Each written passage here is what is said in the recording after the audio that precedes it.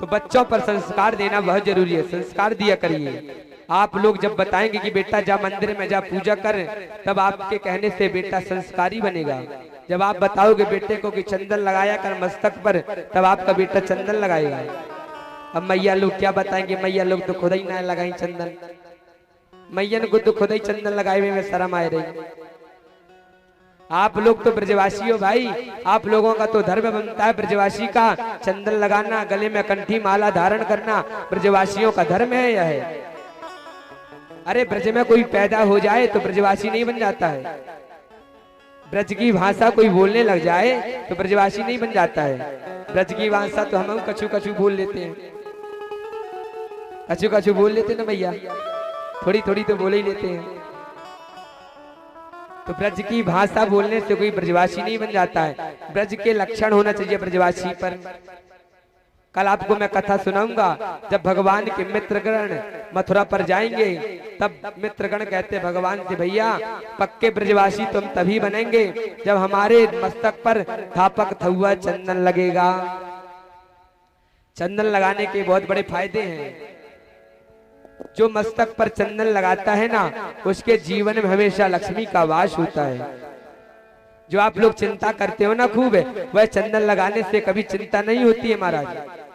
जितनी भी चिंताएं होती है ना हमारे जीवन की, चंदन लगाने से मिट जाते हैं।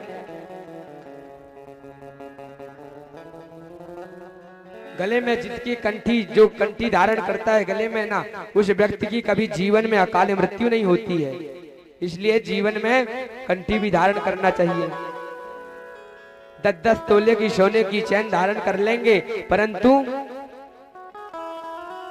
50 ग्राम एक कंठी की तुलसी की माला गले में धारण करने में इन्हें बहुत दुख लगता है।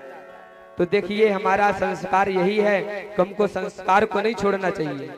मस्तक पर चंदन होना चाहिए और गले में कंठी की माला। और कल से आप लोग कथा सुनने आना तो चंदन जरूर लगा करके आना। आप लोग, हमारे पास कार्यकर्ता नहीं है, नहीं तो हम तो चंदन जरूर लगवाते आप सबन पे। भैया आप चंदन सब लगा करके आएंगे, जो बाहर का व्यक्ति देखेगा खुश होगा आप लोगों को देख करके। भैया मुरसान के भक्त तो बड़े भजनानंदी हैं भाई, सभी लोग चंदन लगाते हैं। चंदन लगाने का दूसरा फायदा और है, आप यदि किसी भी समाज में चले जाइए, देश में चले जाइए, विदेश में जाइए, अमेरिका में जाइए, आपके मस्तक में यदि चंदन लगा हुआ है ना, तो अगला व्यक्ति आपको देखते ही पहचान जाएगा कि यह हिंदू धर्म का व्यक्ति है।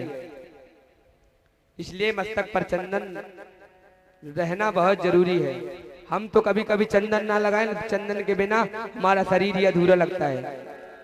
चंदन ना लगाएं, चंदन से इतनी सुंदरता आ जाती महाराज चेहरे पर कि क्या बताया जाए। इसलिए चंदन लगाना प्रत्येक प्राणी का धर्म है। प्रत्येक सनातन धर्म के व्यक्ति को चंदन लगाना चाहिए।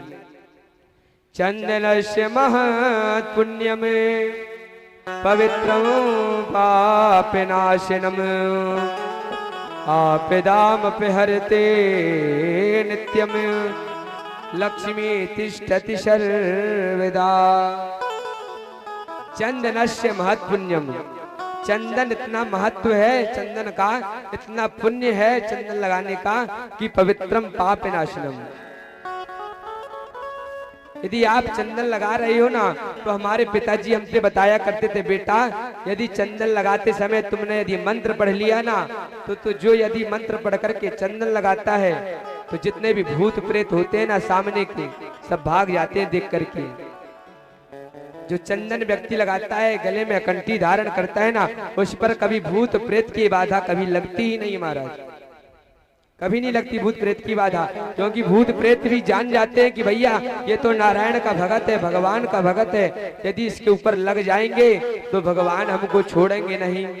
हनुमान जी महाराज फिर ऐसा पटकेंगे, ऐसा गदा मारेंगे कि जीवन में फिर किसी के ऊपर लगेंगे ही नहीं। इसलिए चंदन सभी लोग लगाया करिए, बच्चों पर संस्कार दिया करिए मैया।